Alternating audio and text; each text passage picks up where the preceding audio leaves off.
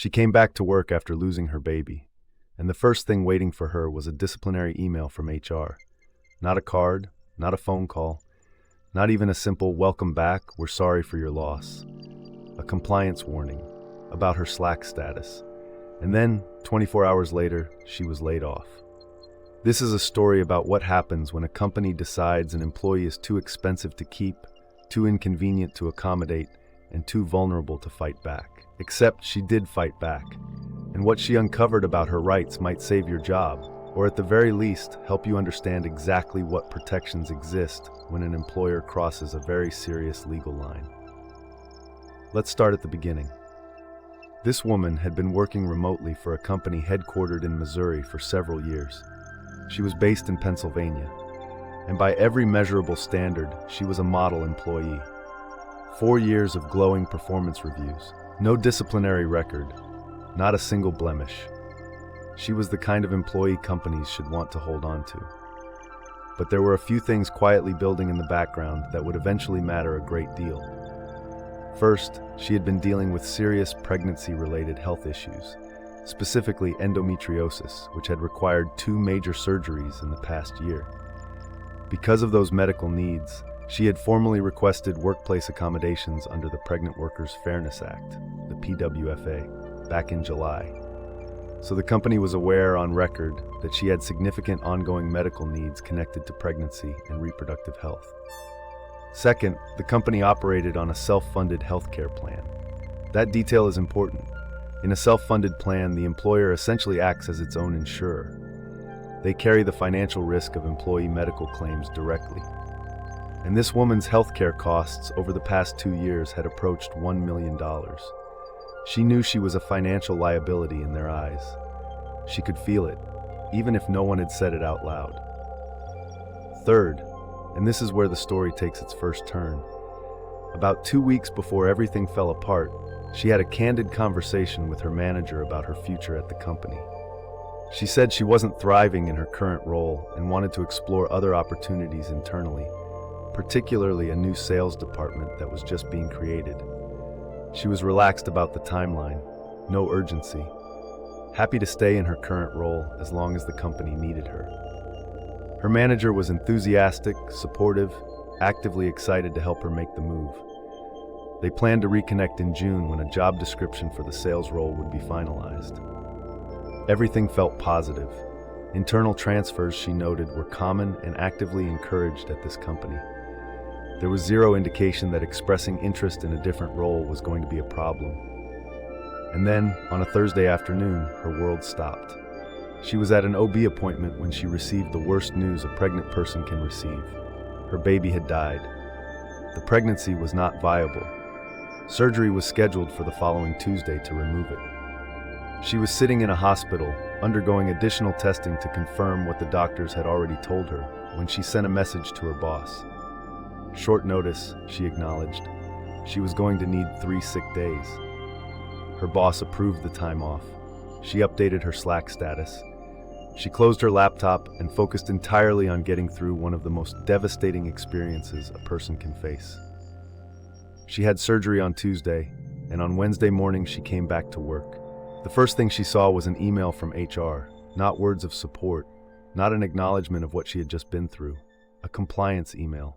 Formal, cold, disciplinary in tone. It outlined 2 policy violations from her time away. 1, her Slack status had not been updated properly while she was out. 2, she had not logged her sick time in the HR software before taking her days off. They also requested a doctor's note. Now, the doctor's note request on its own, that's standard, reasonable, expected. She wasn't surprised by that. But the tone of everything around it, the timing, the framing of a 3-day absence following emergency surgery as a compliance issue, was, in her words, really upsetting to come back to after having just been through a difficult situation, which is, frankly, an extraordinary amount of restraint in how she described it. She responded the next day. She provided the doctor's note from her OB. She explained what had actually happened, that she had experienced a devastating medical emergency, that she had been in the hospital, that she had needed surgery. She was transparent, professional, and direct. The following day, she was laid off. Now, let's talk about the law. because this is where things get very serious for that employer. The first thing any employment attorney is going to look at here is timing. Temporal proximity, the legal term for how close in time two events are, is one of the most important factors in a retaliation or wrongful termination claim. She returned to work on Wednesday. She responded to HR's email providing medical documentation on Thursday. She was laid off on Friday. That is an almost impossibly tight window. Courts and the EEOC take that kind of timing very seriously. Now let's look at what legal protections were potentially in play here. The Pregnant Workers Fairness Act, or PWFA, went into effect in June 2023. It requires covered employers to provide reasonable accommodations for known limitations related to pregnancy, childbirth, and related medical conditions. She had already invoked this law when she requested accommodations the previous July.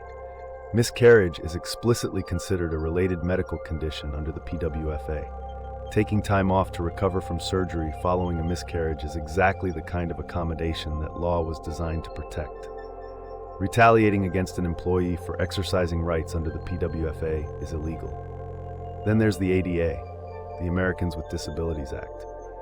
Endometriosis, particularly at the severity she experienced requiring 2 major surgeries, can qualify as a disability under the ADA. If her employer took adverse action against her in part because of her disability or her accommodation requests, that's a separate potential ADA violation. There's also a concept worth understanding called associational discrimination. The idea that an employer cannot discriminate against an employee because of the costs associated with their medical condition, particularly under a self-funded health plan. Courts have recognized claims where employers essentially try to push out expensive employees to reduce insurance costs. Given that her health care had approached $1 million and the company was self-insured, this line of reasoning is going to be front and center in any legal challenge. And then there's the FMLA, the Family and Medical Leave Act. Here's the catch. FMLA typically applies to employers with 50 or more employees. She mentioned her company had fewer than 50, so federal FMLA protections may not apply. However, and this is critical, Pennsylvania has its own state-level protections, and she may also have rights under the PWFA and ADA regardless of company size thresholds, since PWFA covers employers with 15 or more employees. The fact that she was encouraged internally to pursue a new role, that she had a spotless record, and that she was laid off within days of returning from medically necessary surgery after a miscarriage, all of that creates what lawyers call a compelling fact pattern. The layoff label doesn't make this clean. Calling it a reduction in force or a business decision doesn't erase the context. Employment attorneys are trained to look past the label and at the full picture. And this picture is striking. So what can you take away from this story if you are watching and you are worried about your own situation? First, document everything. From the moment you sense something is off, start keeping records. Save emails, screenshot messages, write down dates, times, and what was said in verbal conversations.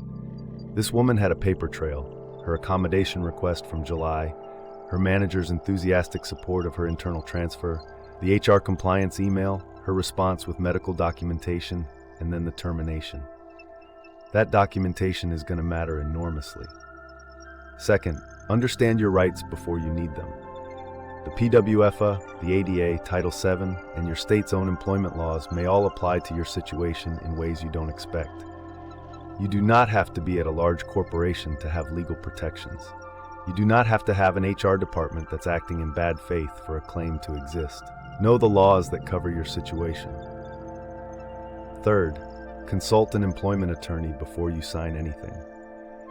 If you are laid off and handed a severance agreement, do not sign it on the spot. Most severance agreements include a release of claims, meaning you give up your right to sue. If your termination involved any of the circumstances we've discussed today, that release may be worth a great deal of money to your employer, which means it should be worth something to you too. Many employment attorneys offer free consultations, and a significant number take wrongful termination cases on contingency, meaning they only get paid if you win. Fourth, file a charge with the EEOC if you believe you were discriminated against or retaliated against. There are strict deadlines. In most cases, you have 180 to 300 days from the discriminatory act to file. Missing that window can eliminate your ability to bring a federal claim entirely. This woman went through something no one should ever have to go through alone. She lost a pregnancy, recovered from surgery, came back to work trying to hold herself together, and was met with punishment followed by termination. Whatever the company's internal justification, the law does not look kindly on that sequence of events. If something like this has happened to you, if you were let go after a medical leave, after requesting an accommodation, after a pregnancy loss, or after asserting any workplace right, please don't assume you have no options. Talk to an employment attorney. Understand what you may be entitled to. Do not let an employer's framing of the situation become the only story that gets told. If you found this video helpful, please subscribe. New videos go up every week covering real workplace legal situations, your rights as an employee, and what you can actually do when employers cross the line. You deserve to know this stuff before you need it.